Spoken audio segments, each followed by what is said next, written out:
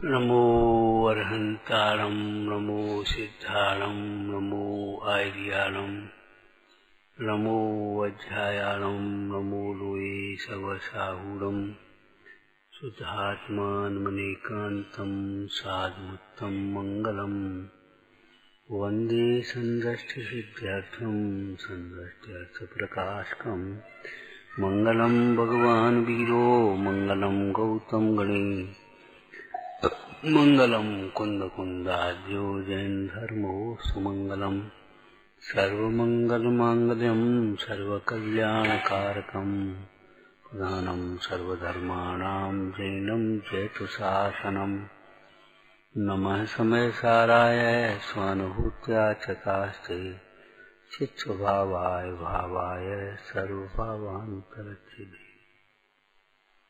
अनादिकाल से ही अर्थात बिना किसी के द्वारा किए हुए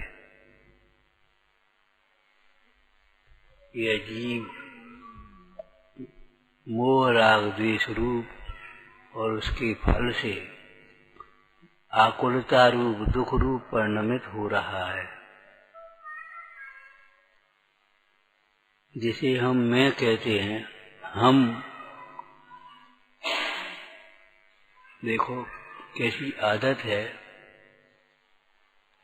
हम बहुवचन है और व्याकरण में एक ये भी है, बड़े पुरुषों के लिए बहुवचन का प्रयोग होता है, लेकिन हर आदमी अपने लिए हम मैं का प्रयोग बहुत कम करेंगे। तो हमने ऐसा किया, हम ऐसा कर रहे, हम कर रहे, हम जा रहे, हम माने अपने को जबरन बड़ा मानता है।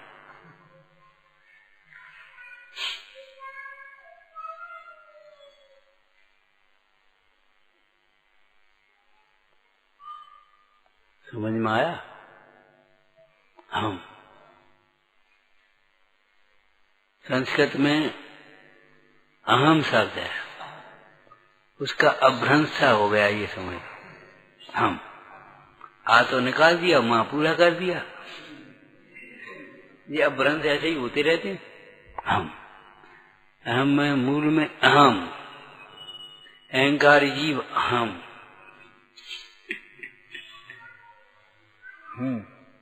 अहंकार से ये जीव अहम, मैं अहम। तो जिसे हम मैं कहते हैं, मैं मानते हैं, जिसे हम मैं मानते हैं या हम मानते हैं, वह वास्तव में एक नहीं, वह दो है। एक तो जीव और एक कर्म पुद्गल। एक तो आत्मा है और एक पुद्गल है। पुद्गल में द्रव्य कर्म और भाव कर्म और नो कर्म तीनों ही समझ लेना चाहिए।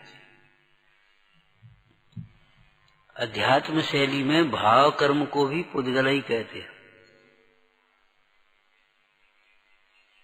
समझ में आया? जैसे एक दृष्टांत बताएं, किसी अपने घर की लड़की, मान लो, एक कल्पना करो, किसी दूसरी जाति में पहुंच जाए तो वह वही कहलाएगी, ये नहीं कहलाएगी। ऐसे जो परिणति अपनी पुद्गल में मोह करती है, पुद्गल को अपना मानती है, पुद्गल में रमती है, पुद्गल के बारे में ही सोचती रहती है, वह परिणति भी पुद्गल ही कही आती है। समझ में आया? परिणति तो जीव की है, लेकिन वह परिणति अपने को जीव समझती ही नहीं। कई बार ऐसी चर्चा आती है, अब तो जैन लोग रात में खाने लगे, तो हमने कहा सुनो, कोई जैन रात में नहीं खा सकता। कोई जैन रात में नहीं खा सकता, क्योंकि जैन कहते ही उसे हैं जो रात में नहीं खाता।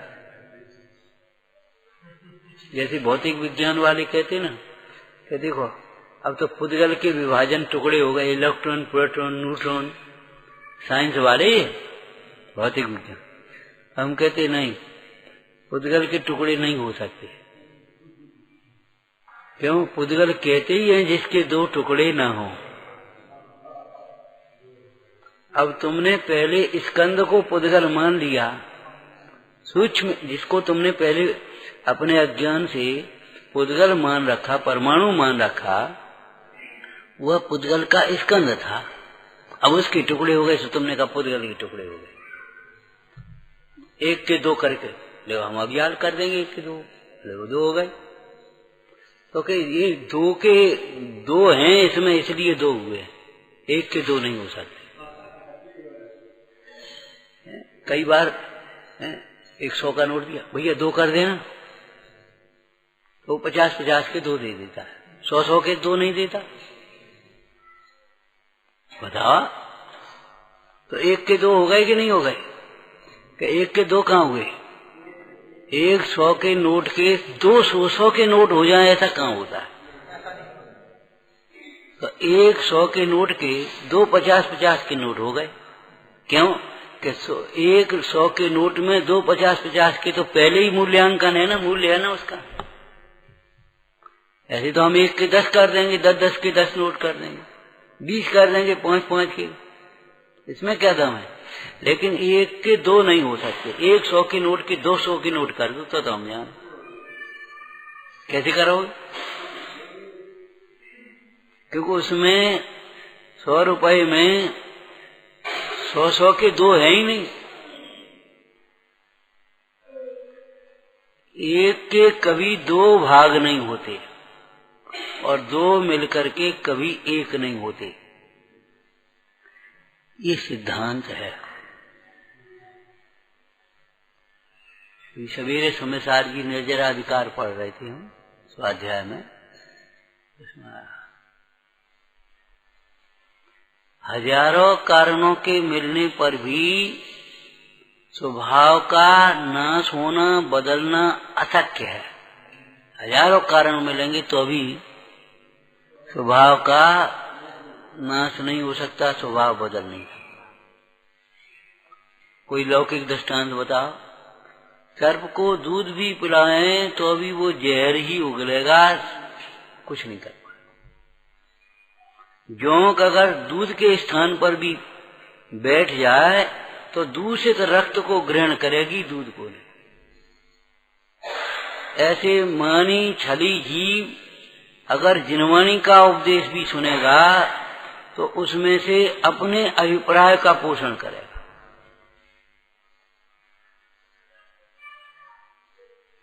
अपने कसाय के अनुसार बात तो एक दफे में मान लेगा, और अपने कसाय के अगर प्रतिकूल है तो 100 दफे कहते रहो, वो नहीं सुनेगा। कई बार प्रवचनों की चर्चा होती है, नहीं आज ये बात बहुत बढ़िया कही, आज पंडित जी ने ये बात बहुत अच्छी कही, तो हम उनसे पूछते और बातें खराब कहीं?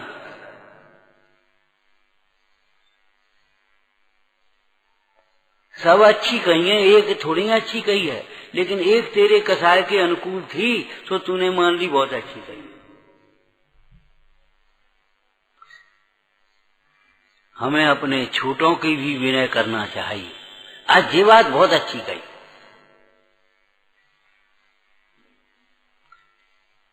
चल अच्छी कही है तो अपने छोटों की विनय करना सीख। यार नहीं हम छोटे हैं और ये बड़े हैं तो इन्हें हमारी विनय करना चाहिए। अब ये है छल ग्रहण करना।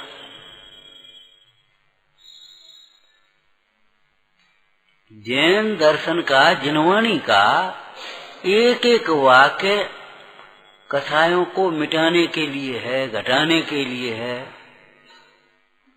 जो उसके द्वारा अपनी कसाय को पुष्ट करते हैं वे छलग्राही हैं, और हठग्राही और छलग्राही सूरता उपदेश का पात्र नहीं है। वह दान के लिए कुपात्र समझना चाहिए, ज्ञान दान के लिए कुपात्र है।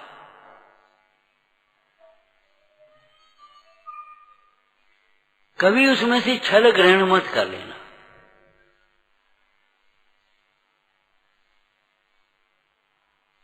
जिस प्रकार अपने रागादिक मिटें उस प्रकार से उसके अर्थ को ग्रहण करना चाहिए। और जिस प्रकार अपने रागादिक भाव पोषित हों, अगर इस प्रकार से ग्रहण करेंगे तो निश्चय के कथनों को ग्रहण करने वाला भी निश्चयाभासी है। निश्चय नहीं, निश्चयाभासी।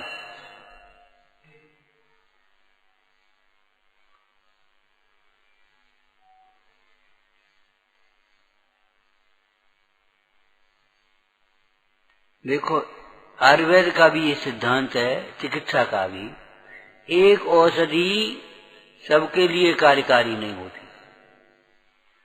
और एक औषधि एक व्यक्ति के लिए भी हर समय कार्यकारी नहीं।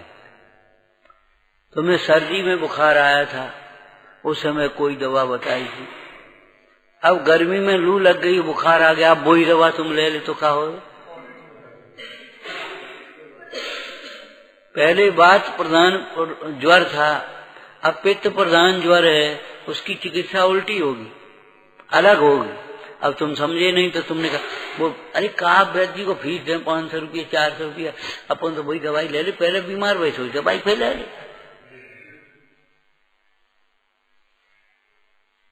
इसीलिए तो कहा शास्त्र पढ़ पढ़ करके ज्ञान नहीं होता, शास्त्र पाठी भी मूल है जो निज तत्व अजान। बहुत लोग हैं वो हम कमरे में पढ़ लेंगे। तुम कमरे में पढ़ लेगे, तुम ये बताओ तुम गलत समझे तो तुम ये कौन बताएगा ये गलत है? कमरे में पढ़ लेंगे, हम गाइड से पढ़ लेंगे। आज शिक्षा की बर्बादी इसीलिए तो हुई है कि गाइडों से पढ़े, और वो 20 सीरीज बस पास हो गए। डिग्री मिल सकती है, योग्यता कहाँ से मिलेगी? जो अध्यापकों के सानिध्य में अनुशासन सीखना था वो कहाँ सीखोगे? वो गाइड थोड़ी सिखा देगी, ए सीधे बैठो। अब ये गाइड थोड़ी कहेगी, गाइड तुम परे परे ऐसे अपने आराम से पढ़ो और ऐसी डाल के छोड़ दे, गाइड थोड़ी कहेगी। लेकिन गुरु तो टोक देगा तुरंत, ए सीधे बैठो, क्या करते हो? तो ये बात गाइड नहीं सिखाएगी, और ये सीखे बिना सारी शिक्षा मिथ्या है।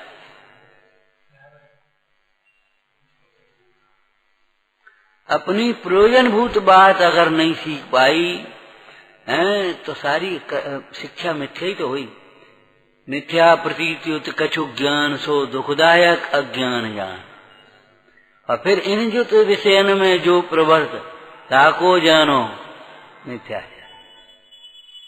कभी शास्त्रों में से जगह बहुत बढ़िया, अरे नहीं पूरी बढ़िया, पूरा ग्रंथ बढ़िया।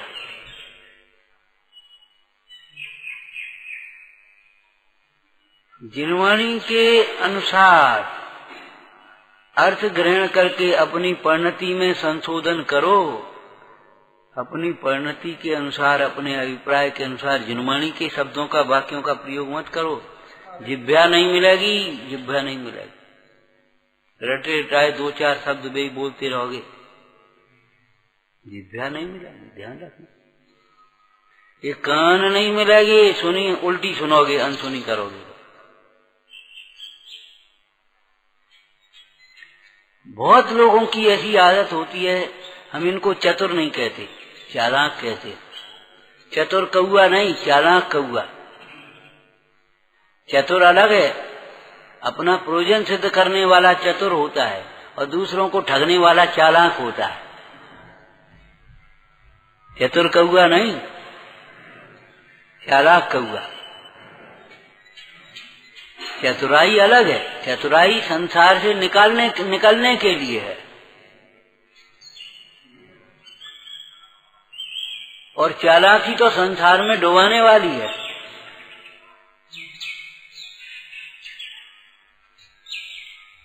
चतुर बनो, चालाक नहीं। सरल बनो, भोले नहीं। जाने जो कहीं सो ये करने लगे, नहीं। अपनी मर्यादा के विरुद्ध नहीं करना है। एक बात चर्चा की थी, माता पिता की आज्ञा मानना कि नहीं मानना। तो भैया जिन आज्ञा के अनुकूल हो तो, जिन आज्ञा के प्रतिकूल हो तो नहीं मानना। माता पिता भी मोह के वशीभूत होकर कई बार उल्टी सिखा दिए हैं। तू तो वहां से उठा लाइए, ऐसो कर ली, चोरी सिखा दे। एक बार मालूम है तुम्हें, गांधी जी बच्चे थे तो उनके बड़े भाई ने उनको मारा। माँ से उन्होंने शिकायत की कि बड़े भाई ने मारा है, और माँ यानी किसी काम में लगी उलझन में, तो उसने कहा तू भी मार। अब बताओ माँ की बात मानना कि नहीं? गांधी जी बोले माँ तू मारने वाले को रोकती नहीं, मुझसे कहती तू मार, मैं बड़े भाई को मारूं? जहां मोह होता है वहां सब उल्टा ही उल्टा काम होगा, ध्यान रखना। चाहे माता पिता हो, चाहे भाई हो, चाहे अध्यापक हो, चाहे पड़ोसी हो, मोही की बात मानने लायक नहीं है। सही बात ये है।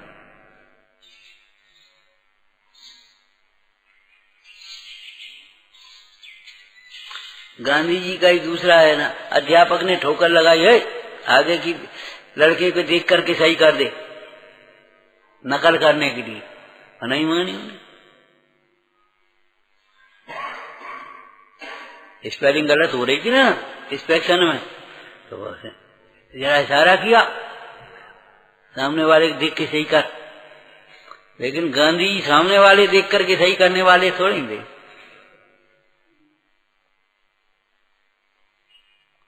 तो सरल बनो, भोले नहीं, चतुर बनो, चालाक नहीं। हाँ, हठी मत बनो, दृढ़ बनो। दृढ़, अपनी नियम संयम में दृढ़ बनो बिल्कुल। कोई कुछ कहता रहे नहीं बदलना है, नहीं छोड़ना है, लेकिन ऐसा नहीं कि ढीठ बन जा, हठी बन जा, दुराग्रही नहीं है। अगर अपनी भूल कोई बताता है झट से स्वीकार कर लो, हाँ भाई ये बात गलत है, और नहीं करवा, छोटे की भी मान लो।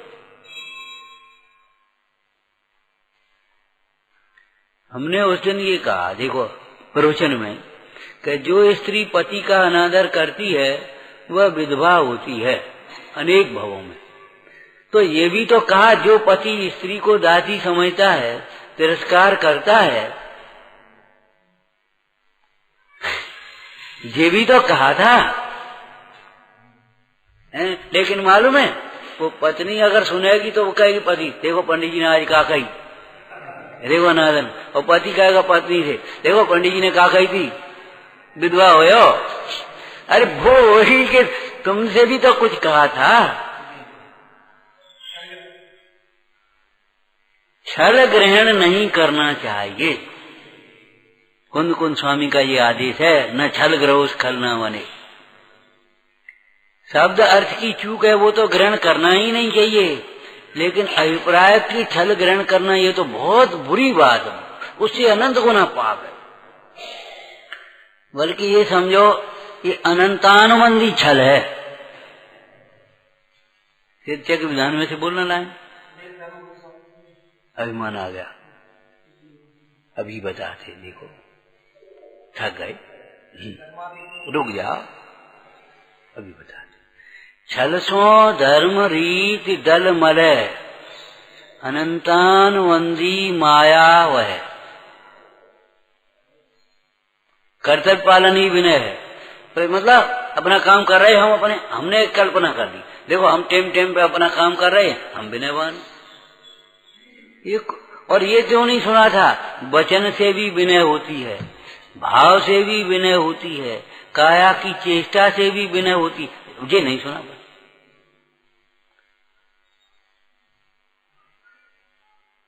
अरे किसके लिए क्या उपदेश है जिनवाणी में, ये बात समझ लेना। तोटरमल जी का निर्देशन बोलो 8वें अधिकार का। चिकित्सा शास्त्र में तो अनेक प्रकार की औषधियां लिखी हैं, सो अपने को जिस प्रकार का रोग हो उसके अनुसार अपने को उस प्रकार की औषधि उसी अनुपान आदि के साथ ग्रहण करना चाहिए। अपनी समझ में नहीं आए तो योग्य वैद्य के अनुसार। औषधि के पर्चे पर आपने लिखा होगा चिकित्सक के परामर्शानुसार। सब बातें तुम ही अपनी बुद्धि लगाते रहोगे, ऐसा नहीं।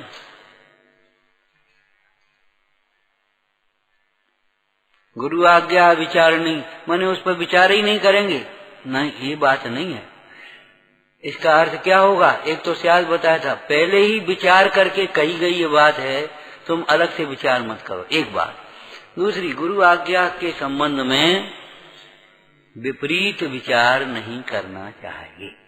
ऐसा करने तो मुझे तो रोज कहते भजती अपन करोगे कहते ये और आगे कह जाए, अपन ही लगी रहो पागल थी, अपन तो एक दो दफे तार सद काम खत्म, कोई कही नहीं पाए। गुरु आज्ञा अविचारणी माने गुरु आज्ञा के संबंध में विचार नहीं करना चाहिए, ऐसा नहीं। गुरु आज्ञा के संबंध में विपरीत विचार नहीं करना चाहिए। देखो अर्थ तो लगाना पड़ेगा, शास्त्र में शब्द होते हैं, ज्ञानियों के अभिप्राय को ग्रहण करना। जाओ बेटे, देखो पानी बहुत तेज बरस रहा है, देखो तो पानी रोको खेत में, मेड़ फूट गई। सुनिए, उसने कहा करके किसान ने, मेड़ फूट गई, चल दिया। अब वहां लगा माटी और पानी का वेग इतना, वो रुक ही नहीं रही। तो उसने विचार किया कि नहीं? क्या विचार किया? क्या करें गुरुजी, वो रुकती ही नहीं है, हम क्या कर दें? ये विचार नहीं किया, नहीं नहीं कैसे रुके, तो खुद लेट गया, अब तो रुकेगी। माने ये विचार करना चाहिए, इस आज्ञा का पालन मैं कैसे करूं, ये विचार नहीं करना चाहिए। वो हम नहीं कर पाते, हम नहीं कर पाएंगे, और हम हमारे बस की नहीं है, और हमें बहुत काम है, हमें ऐसा है, ये विचार करते हो। या बिना विचारे बिना समझे दौड़ पड़ते हो करने के लिए, सो उल्टा करते हो। गुरु आज्ञा विचार नियम का मतलब गुरुजनों की आज्ञा के विपरीत विचार नहीं करना चाहिए। हमने सोची थी अब ये कर लें, फिर हमें कर लिया, तुमने सोची थी।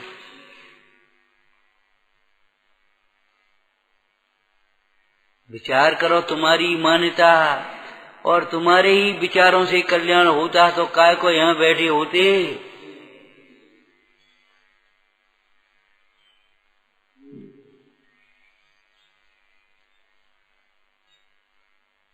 अब ये शब्द जोड़ना पड़ेंगे, स्यादवाद कौशल सुनिश्चल संयमाभ्याम। स्यादवाद की कुशलता से वेद ज्ञान करते हुए स्वपर का, और दूसरा बोलो हे उपादेय का, वेद ज्ञान करते हुए संयम में निश्चल होना चाहिए।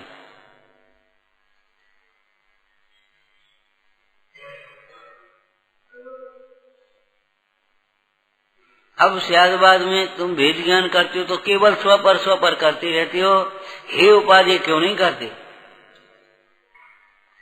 और इस प्रसंग में ये क्यों नहीं लगाते? इस प्रसंग में क्या हे है और क्या उपादेय है, इस समय क्या मुख्य करने लायक है, क्या गौण करने लायक है।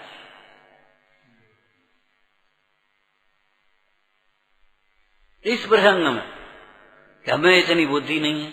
अगर तुम्हें ईमानदारी से लगता है हमें बुद्धि नहीं है तो बुद्धिमानों की मानो, और नहीं तो तुम मिथ्या अहंकारी हो, तुम कहते हो बुद्धि नहीं है और अपनी बुद्धि को बहुत बड़ा मानते हो। ये बहुत बड़ी भूल है, बहुत बड़ी भूल है। सच्ची बात है तुम में बुद्धि नहीं है, लेकिन मानते नहीं हो इस बात को, हमें बुद्धि नहीं है। चालाकी में तुम्हारी बुद्धि चलती है।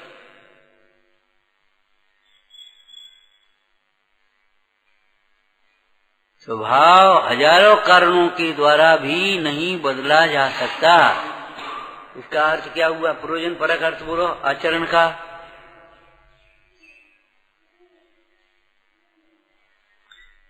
कह चुके हैं कई बार। स्वभाव को बदलने की कोशिश मत करो। स्वभाव को समझकर अपना हित साधो, अपना काम साधो। इसका स्वभाव है, इसे कहेंगे तो 10 मिनट धीरे धीरे काम करेगा, तो तुम 10 मिनट पहले कह दो उसको। अब तुम इन टाइम पे कहोगे वो 10 मिनट और लगाएगा तो काम बिगड़ेगा। हम कहते कितने ही लोग ऐसे हैं आज भी गाड़ी चूकती है। क्यों? वे टाइम पे घर से चलेंगे जब गाड़ी का टाइम हो जाएगा। आज से ही बढ़िया, अब फिर लौटेंगे परेशान होएंगे और फिर घाम खाए जाएंगे, कहूँ कचू करेंगे, कहूँ कचू करेंगे। आज भी ऐसी वो आदत पड़ जाती। छोटे के जो बुरे संस्कार पड़ते हैं वो जीवन भर परेशान कर रहे हैं। कोई काम नहीं है तो अभी लेट होंगे, वो आदत में है उनके। और जिनकी अनुशासित व्यवस्था है, चाहे कितने ही काम लगे रहे, वे अपने सब काम निपटा करके आगे पीछे वो अपने आ जाएंगे टाइम से।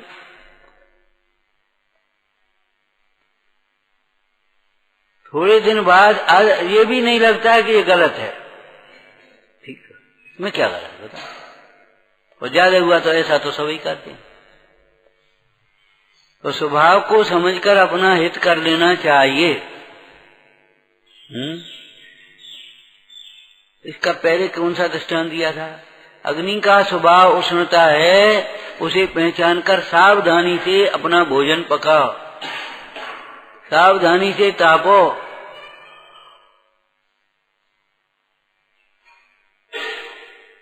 सर्दी में तापते ना सावधानी से, और नहीं तो कहो तो कई बार ऐसा होता है उस पुरानी खाट के नीचे रख ली और बेच जल गए, हो सही नहीं, वो बन गई, वो फलाना हो गया, कहीं नुकसान हो गया, को वो गिर गया।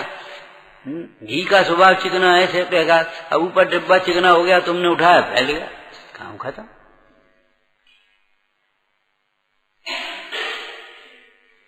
कितने नुकसान लौकिक में ऐसे ही होते हैं स्वभाव को न जानने के कारण।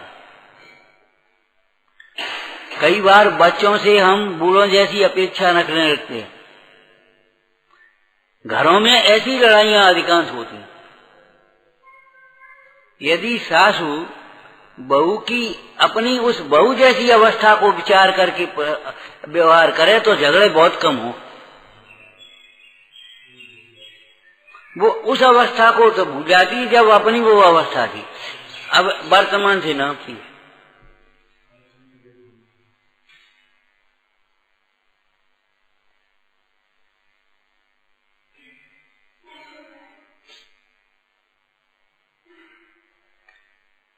सर्प का स्वभाव है, काटेगा मरेगा, जहर उगलना। अब तुम सावधानी से बचो, अपना काम करो, और नहीं तो वो तो काटेगा ही, क्या रोएगा। हम क्या, भौतिक विज्ञान यही है, स्वभाव को बदलने की कोशिश करता है। ये शरीर ऐसा ही बना रहा है, अमर बना रहा है। अरे भाई, शरीर अमर नहीं होगा। तुम शरीर से भेद विज्ञान करो, जो अमर है वही अमर रहेगा। आत्मा को समझोगे तो तुम्हारी परिणति अमर हो जाएगी, तुम अमर हो जाओगे लौकिक व्यवहार से। और आत्मा को समझे बिना कोई शरीर को अमर करना चाहे, सर्जरी कर करके और पुर्जे बदल बदल करके, तो क्या होगा? कि किडनी बदल गई, कि फिर ये हार्ट बदल गया, फिर ये बदल गया, फिर घुटना बदल गए, का बदलोगे? दृष्टि तो बदल ले, दृष्टि तो बदलो भाई। दृष्टि नहीं बदलोगे तो कैसे काम चलेगा तुम्हारा? अधिकांश घुटने घुटने बदलते हैं, थोड़े दिन बाद फिर परेशान होते। क्यों? को पक्ष नहीं छोड़ते। भाई, बदले हुए भी पुर्जे तब काम देंगे जब तुम्हारे खान पान बदला होगा, तुम्हारी विचारधाराएं बदली होंगी।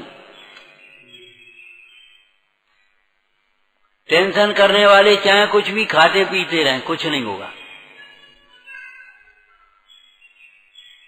हम इतना रस पीते हैं, हम इतना खाते हैं, हम इतना घी दूध खाते, मोटे ही नहीं होते कि क्रोध खा जाता है तुम्हारा। और ज्यादा खाने की कोशिश करोगे तो और बिगड़ेगी।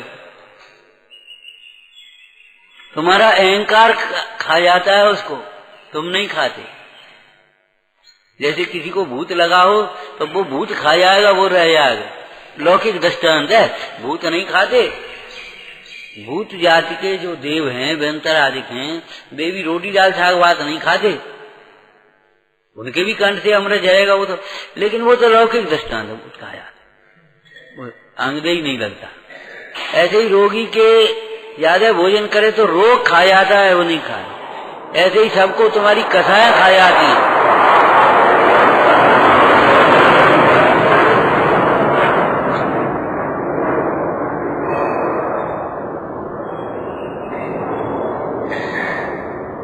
कसाएं खा जाती हैं उसको, यानी इतनी आमदनी भैया जन कहाँ जाते, ये व्यसन खा जाते हैं, जुआ शराब, शराबी मिस्त्री विस्त्री होते, खूब आमदनी है, तुमसे ज्यादा कई मध्यम व्यापारियों से ज्यादा आमदनी होती है उनको, लेकिन बिक बना वही नहीं, जब देखो 8,000 के लेते उधार ही लाते रहे। तो ये कमाई याद कहाँ है कि शराब खा जाती है, उसको शराब में जाती है। ऐसे ही तुम्हारी कथाएं खा जाती है सब। अगर हमने आपको एक बात कही थी भोजन के संबंध में, संतोष से और धैर्य से चूस चूस करके माने रस प्रसन्नता से अगर पानी भी पियोगे तो दूध और घी का काम करेगा, और कोई कहे तुम दूध और घी खाओ कुछ नहीं होगा, कुड़ना बंद करो, ईर्ष्या बंद करो,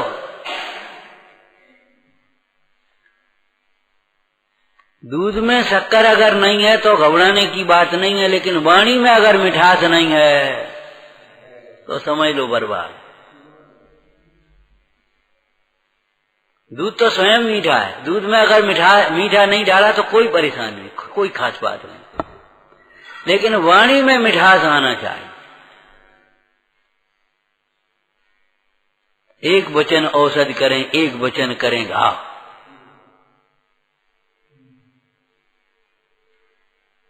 आप देखो कि उसका परिवर्तन क्या होता है। अपने अरे मोक्ष तो जब होगा तब होगा है, लौकिक जीवन में आप देखना कितना आनंद होता है।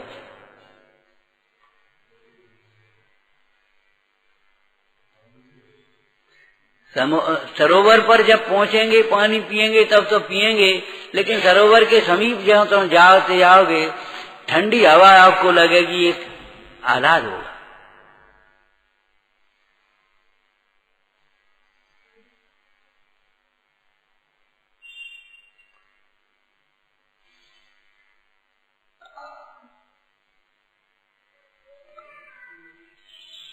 क्या चर्चा कर रहे बोलो? मूल की चर्चा आज की कहाँ से शुरुआत की है? हाँ, इसको हम मैं मानते हैं, बराबर याद रखना। उसमें दो हैं, एक जीव और एक पुद्गल, न आत्म और पुद्गल खंड। अब ये दोनों को मिला करके एक मानता है। चौथे अधिकार से बोलो।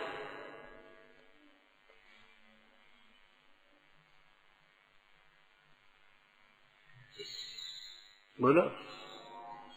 एक जानना देखना होता है, एक रागादिक होते हैं, और एक ये चलना फिरना बोलना उठना बैठना सड़ना गलना मिलना बिछुड़ना होता है। ये सबको मिलाकर के मिथ्या दृष्टि ही एक मानता है। मैं ही जानता हूँ, मैं ही रागादिक करता हूँ, और मैं ही ये मोटा पतला होता हूँ, मैं ही चलता फिरता हूँ, मैं ही खाता पीता हूँ, मैं सोता हूँ, सब में मैं। क्यों? अब हम सोचे हम ही तो प्रवचन कर रहे और हम ही सुन रहे। सही बात है, किसी विविक्षा से जो दूसरों से कह रहे हैं उस पर स्वयं ही आचरण करना चाहिए, स्वयं भी सुनना चाहिए। बिल्कुल सही है, लेकिन एक ही अपेक्षा से एक ही वक्ता एक ही श्रोता ऐसे थोड़ी होता है। तो ये सबको मिलाकर के एक मानता है। एक अब जो प्रसंग जो अपना चल रहा है तो माने एक तो जीव है और एक कर्म है, दोनों को मिलाकर के एक मानता है। अनादिकाल से मानता रहा, वर्तमान में भी मानता रहेगा। बल्कि टोटामल जी ने एक और लिखी बात, इंद्रिय ज्ञान से अमूर्तिक आत्मा तो जाना ही नहीं जाता, इसलिए जो जाना जाता है वह मूर्तिक शरीर उसी को मैं मानता है। दोनों को एक नहीं, शरीर को ही आत्मा मानता है, और यही इसके दुख का कारण है। ऐसे जीव को हम इस अभी जो श्लोक चल रहा था कल, उसकी भाषा में कहें तो क्या कहेंगे? अशुद्धावलंबी, अशुद्ध नयावलंबी, या व्यवहार नयावलंबी, व्यवहारावलंबी, अथवा तो व्यवहाराभासी, व्यवहाराभासी, उसी को मानता है मैं। और जो शरीर को ही अब मैं मानता है वह नए नए शरीरों को धारण करता है। जो कसायों को मेरा अपना मानता है उसको नई नई कसाएं उत्पन्न होती हैं। शरीर को अपना मानता है ना, तो नए नए शरीर धारण करेगा। यदि कसाय को जो अपना मानता है, अपने लिए हितकर मानता है, कसाय की पूर्ति में सुख मानता है, उसको नई नई कसाएं। एक बच्चा, लड़की, सीधी बैठ जाओ, हाँ बहुत देर बैठी रही, धन्यवाद तुम्हें। अब बच्चे ही तो हैं, विचारना क्या कह रहे थे? हाँ, क्या दृष्टांत दे रहे बताओ भाई, भूल गए हम, थक गए हम, सही बताना बात।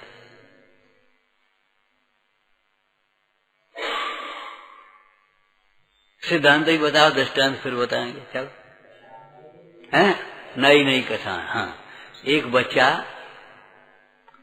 उसने कहा माँ से जी हमको दो, उसने नहीं दी,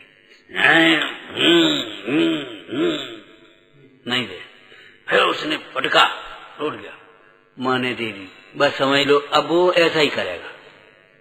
उसका जीवन बर्बाद कर दिया माँ ने,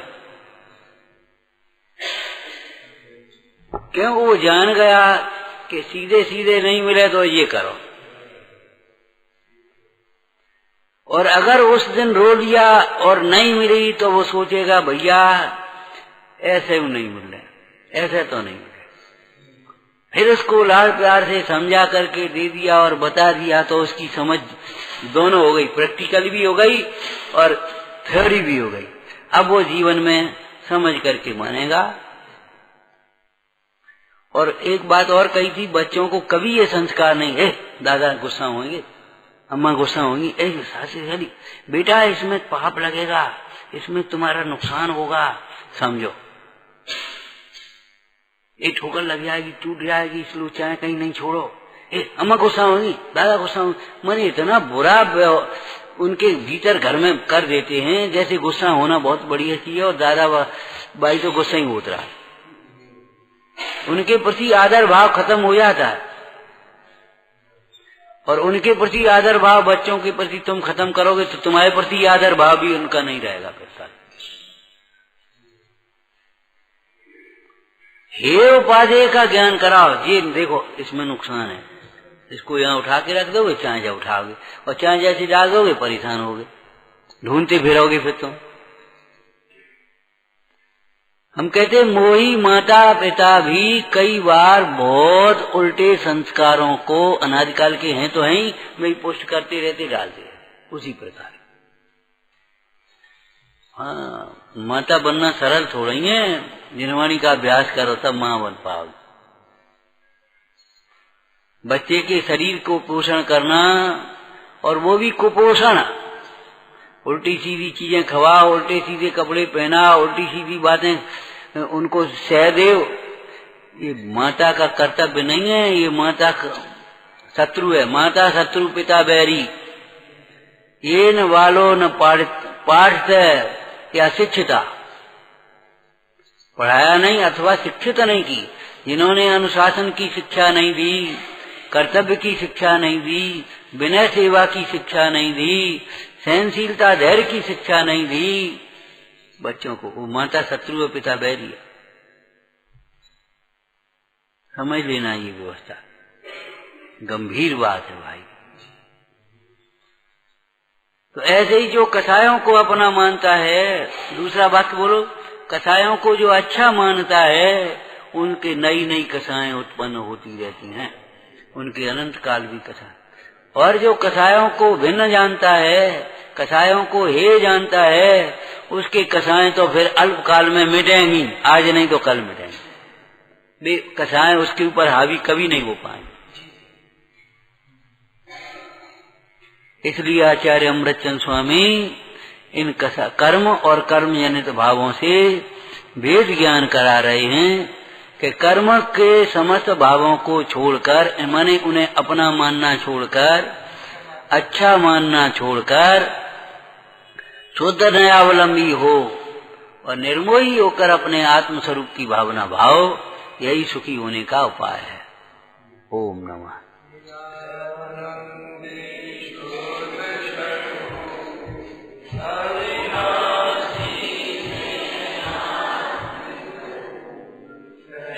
आनंदी शोध स्वरूपी अविनाशी में आत्म स्वरूप आनंद